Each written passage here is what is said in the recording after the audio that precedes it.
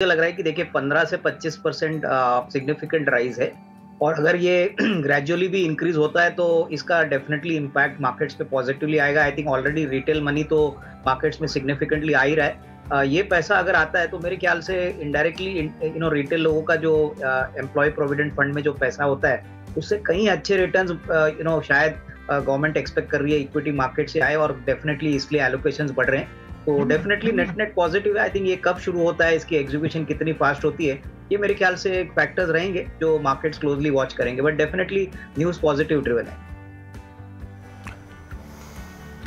बिल्कुल अविनाश, हाय, good morning. In fact news काफ़ी हद तक पॉजिटिव है और इस पर हमने लगातार आपको बताया भी था। ऑन अ वीकेंड भी हमने आपको बातचीत बताई थी। जिस तरह से पीएफ की अगर बात करें, ईपीएफ के कॉन्ट्रीब्यूशंस की अगर बात करें, काफ़ी हद तक हमने देखा यहाँ पर लोएस्ट रेट्स हैं पिछले 40 साल में। लेकिन इसके बावजूद अगर दूसरी स्कीम्स के मुकाबले अगर देखें, अब भी आकर्षक ज़रूर नज़र आ रहा है। लेकिन साथ ही अविनाश, फर्टिलाइजर स्पेस भी लगातार फोकस में है। सरकार की नज़र फर्टिलाइजर स्टॉक्स पर है और आज भी हम देख रहे हैं एक खबर आती हुई दिखी है कि कंपनियां जो है फर्टिलाइजर की काफी हद तक इंपोर्ट्स जो हैं वो कम कर रही है और एक्सपोर्ट पर नजर लगा रही है। साउथ अफ्रीका यहां पर है जिस पर एक्सपोर्ट को लेकर फर्टिलाइजर स्टॉक्स फोकस में है।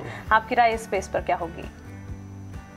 मानसी, मुझे लग रहा है कि फर्टिलाइजर एक बहुत अच्छे पोजिशनिंग स्पेस में है। इसके दो कारण है। एक तो देखिए लोकल मार्केट में मानसून जैसे नजदीक आता है, फर्टिलाइजर कंपनीज में हमको अच्छी तेजी देखने को मिलती है और मुझे लग रहा है कि इस बार मानसून होपफुली अगर अच्छा होता है तो जो लोकल मार्केट्स है उससे तो काफी फायदा लोकल मार्केट्स में कंपनीज को मिलेगा। दूसरा जो ट्रिगर है वो रशिया यूक्रेन वॉर को लेके, आपने सही कहा कि फर्टिलाइजर के जो कीमतें हैं वो काफी सिग्निफिकेंटली बढ़ी है और इंडिया को काफी बड़ी अपॉर्चुनिटी है ग्लोबल मार्केट्स में एक्सपोर्ट करने के लिए। रियलाइजेशंस भी अच्छी है। तो मुझे लग रहा है कि यहाँ पे अगर हम बड़े प्लेयर्स देखें तो जैसे कि कोरोमंडल है, मुझे लग रहा है कि ये काफी वेल पोजिशनड है, काफी वेल डाइवर्सिफाइड कंपनी है, बैलेंस शीट भी काफी स्ट्रांग है और इनकी रीच भी काफी स्ट्रांग है। तो मुझे लग रहा है कि अराउंड 1150-1200 का एक टारगेट प्राइस कोरोमंडल पे पॉसिबल लग रहा है। दूसरे जो सरकारी कंपनीज है जैसे कि आरसीएफ है, वो भी काफी बड़ा प्लेयर है, काफी वेल पोजिशनड है और काफी अट्रैक्टिव है वैल्यूएशंस पे। तो कोरोमंडल, आरसीएफ, ये दोनों स्टॉक्स पे आप नजर रखिए। मुझे लग रहा है कि कहीं ना कहीं मार्केट्स इनको डेफिनेटली अच्छी रीरेटिंग आने वाले महीनों में देगा। इनफैक्ट अजय, एनुअल रिपोर्ट में डेफिनेटली पॉजिटिव कमेंट्री आई है और जैसे आपने कहा कि सारे स्टील कंपनीज ने इस साइकिल में अपने बैलेंस शीट्स को काफी लीन और फिट किया है। इनफैक्ट टाटा स्टील ने काफी सिग्निफिकेंटली अपना डेट कम कर दिया है। इनफैक्ट स्टील अथॉरिटी भी अगर हम देखें तो डेट पे फोकस है।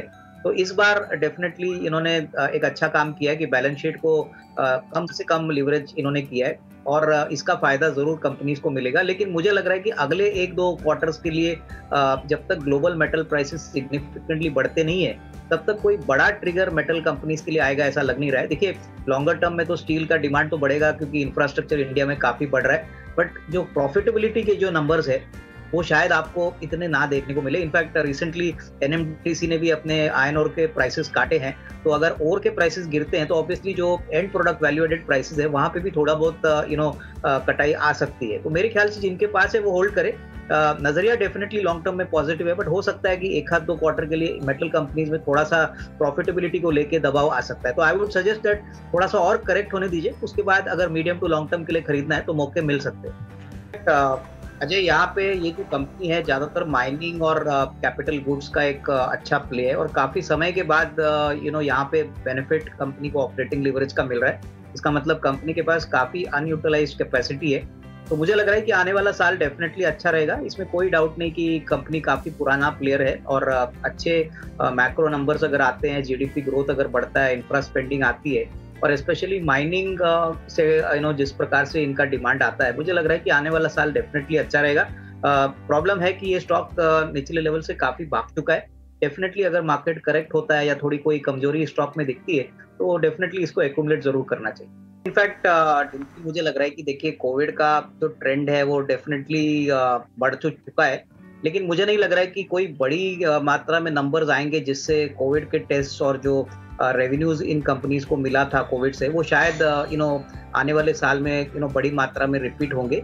पहली बात तो इनके लिए सबसे बड़ी दिक्कत है कि जो बड़े प्लेयर्स है जैसे कि अडानी है, उसके बाद टाटाज है, इन्होंने बहुत एग्रेसिव प्लान्स अनाउंस किए हैं। इनफैक्ट मैं आज एडवर्टाइजमेंट देख रहा था टाइम्स ऑफ इंडिया में, तो टाटा 1mg ने तो 99 रुपीज में बेसिक डायग्नोस्टिक टेस्ट का प्राइस अनाउंस किया है। तो ये जो फियर्स कॉम्पिटिटिव प्राइसिंग जो इंडस्ट्री में आने वाली है, वो कम से कम इनिशियली तो मार्जिन को बराबर सारे प्लेयर्स को हिट करेगी। सबसे बड़ी बात, इंक्रीमेंटल वॉल्यूम बढ़ेगा बट मार्जिन घटेंगे।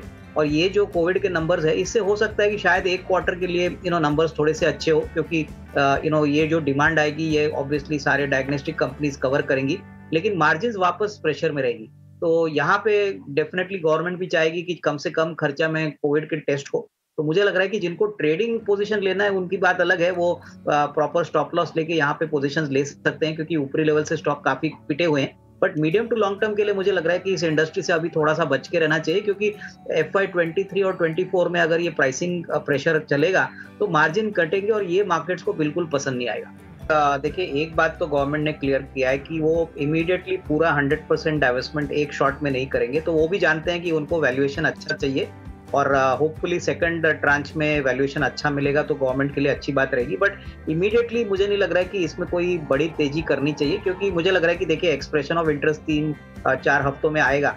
इसके बाद मेरे ख्याल से इसमें एक अच्छी एक्शन या थोड़ा सा मूवमेंट देखने को मिलेगा। देखिए, इस बैंक की सबसे बड़ी दिक्कत है कि एसेट क्वालिटी बहुत ही ऊपरी लेवल का है, करीबन 25% एसेट क्वालिटी है। तो ये लेवल डेफिनेटली थोड़ी सी इन्वेस्टर्स को थोड़ी सी डराएगी, क्योंकि ग्लोबली ये बहुत हाई लेवल के एसेट क्वालिटी के लेवल्स है। तो किस प्रकार का रिस्ट्रक्चरिंग आगे होता है वो भी देखना पड़ेगा। बट डेफिनेटली अगर बड़े नाम यहाँ पे आते हैं और होपफुली यहाँ पे जल्दी ट्रांजैक्शन कंप्लीट होता है, तो डेफिनेटली शॉर्ट टर्म में आपको इसमें तेजी जरूर देखने को मिलेगी, क्योंकि मार्केट एक्सपेक्ट करेगा कि डेफिनेटली इसमें नया मैनेजमेंट और नई जो स्ट्रेटेजीज आएगी वो डेफिनेटली मार्केट्स को सुनने में काफी इंटरेस्ट रहेगा।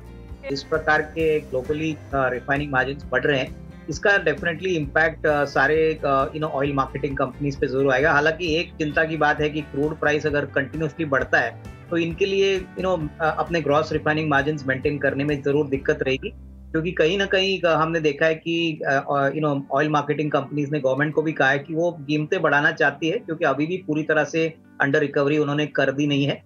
मुझे लग रहा है कि अगर किसी के पास IOC है, चेन्नई पेट्रो है, HPCL, BPCL है, तो यहाँ पे होल्ड करे, फ्रेश खरीदारी जल्दी ना करे, क्योंकि अगर क्रूड सिग्निफिकेंटली बढ़ता है, $125-130 तक जाता है, तो हो सकता है कि यहाँ पे थोड़ा सा सॉफ्टनेस आपको देखने को मिले।